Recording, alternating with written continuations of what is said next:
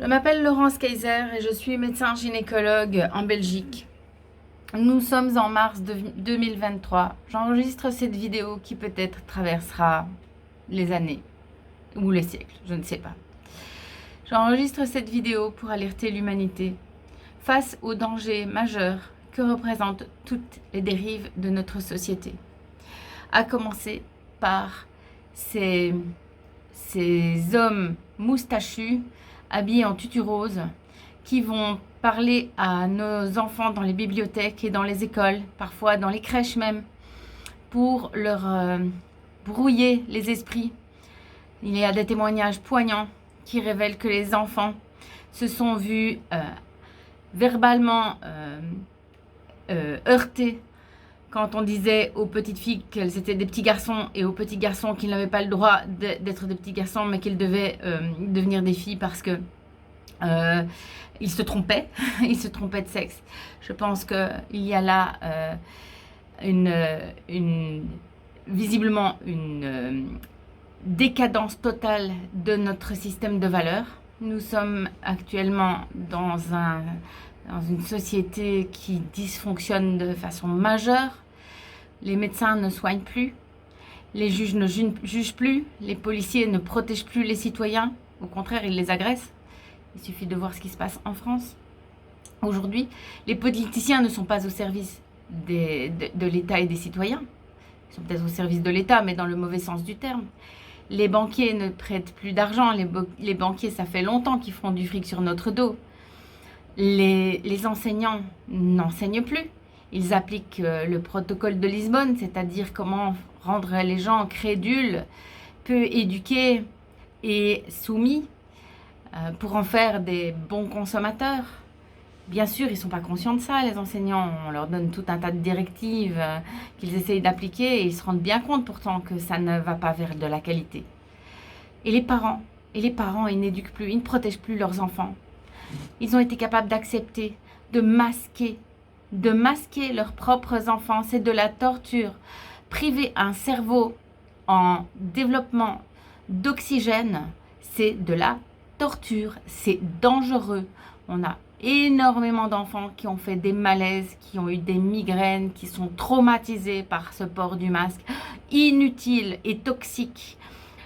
Plus de 150 études le prouvent, bien qu'on puisse se poser des questions sur les études scientifiques globalement, puisqu'elles sont largement sponsorisées par les firmes pharmaceutiques à leur propre profit.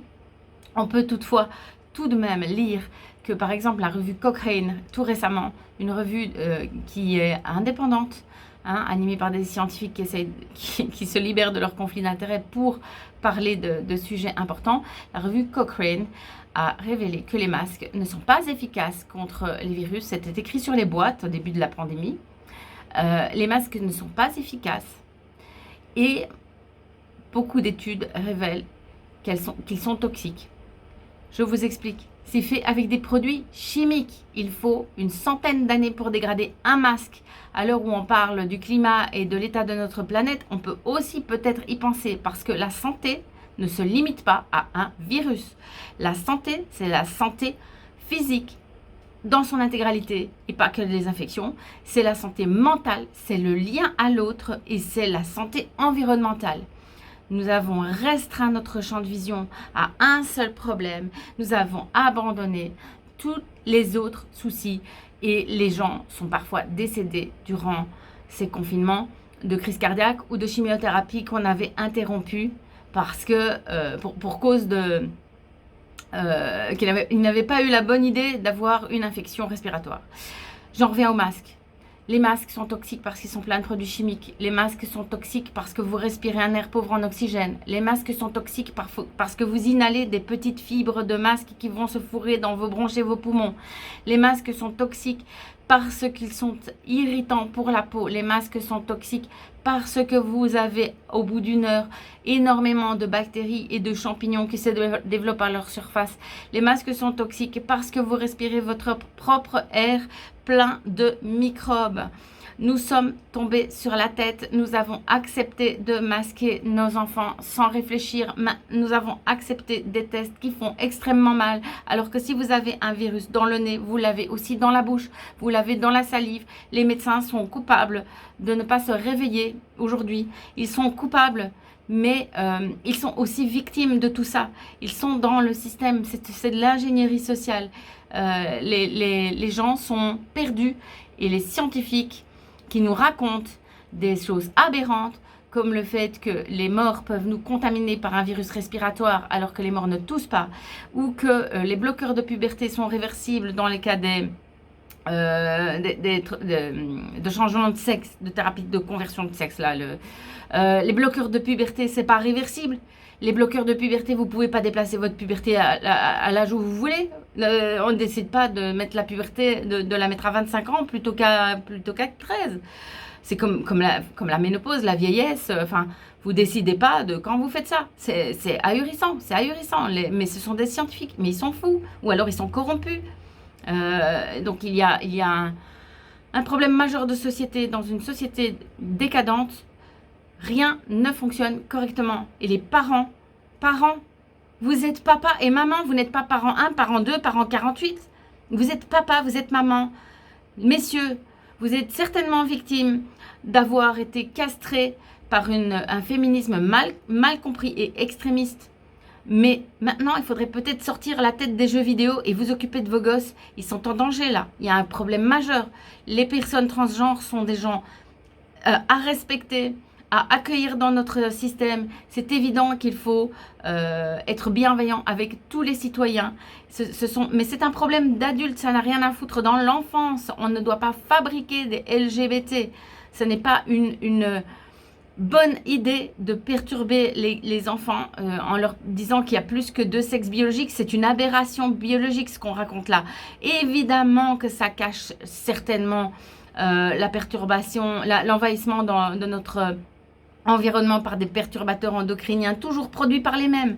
C'est savants fous qui nous font bouffer des OGM, des insectes, et qui sont maintenant coupables de détruire l'environnement en prétendant que c'est nous, et qu'en changeant notre façon de consommer et en nous faisant rouler en voiture électrique, ça va améliorer. Comme ça, eux, ils peuvent continuer à se déplacer en jet privé et en beau yacht de plaisance. Et nous, on va les suivre comme des idiots, hein, parce que vous avez des scientifiques, encore eux, qui racontent qu'effectivement, ça va tout résoudre. L'électricité verte. Alors, je suis écolo, moi, je trie mes déchets, je fais attention à ma consommation, je mange bio, je fais ce que je peux, mais je filtre mon eau, etc. Mais je sais que les batteries électriques de ces voitures, déjà, elles sont produites grâce au travail d'enfants en Afrique. Alors, peut-être que l'Afrique, c'est loin, et peut-être que les enfants, ils sont trop noirs pour les voir dans les mines, mais on les fait crever pour fabriquer des batteries pour des voitures électriques ici qu'on ne saura pas recharger parce que notre réseau n'est pas fait pour ça, et parce que l'électricité verte vers laquelle on nous pousse n'est pas verte. Quand vous n'avez pas de soleil pour vos panneaux et quand vous n'avez pas de vent pour vos éoliennes, vous passez au gaz et au charbon, ce qui est extrêmement polluant. Qu'est-ce qu'on fait après avec les batteries électriques? Bonne question, personne ne le sait. Comment on paye nos factures d'énergie? Bonne question, personne ne le sait. L'État s'en fout. Et l'État, si préoccupé de notre santé, qu'il nous pousse à accepter des injections sous contrainte ou sous chantage, ou en proposant aux jeunes des primes, des billets pour des matchs de foot, des joints, des pipes, des bières contre des injections. Vous êtes cinglés, vous êtes devenus cinglés ici, les scientifiques, vous cautionnez ça. C'est une folie. J'espère que cette vidéo ne sera pas censurée. Et pour terminer sur le côté voiture électrique, n'oublions pas que les voitures thermiques, elles vont partir en Afrique, et que l'Afrique, elle est, à ce que je sache, sur la même planète que nous. Nous respirons le même air et nous consommons la même eau. Et donc, ça ne résout absolument rien. On est sur du délire et du mensonge, de la corruption et de la malveillance. Et pour finir, parce que là, j'ai décidé de balancer tous les sujets, je n'ai jamais vu que pour obtenir la paix, on devait acheter des armes. Nous sommes en train de massacrer, de participer au massacre du peuple ukrainien. C'est un petit pays, ils ne sont pas beaucoup et la Russie est immense. Il est urgent de travailler à la paix en négociant et non pas de fournir des armes pour prolonger l'agonie du peuple ukrainien et pour demain envoyer avec nos chars et nos avions nos propres hommes au combat d'une guerre qui n'aurait jamais dû avoir lieu si l'Amérique et l'Allemagne avaient pu se mettre d'accord et parce que c'est une guerre qui n'a rien à voir avec l'Ukraine en fait, c'est une guerre de l'OTAN. Donc si nos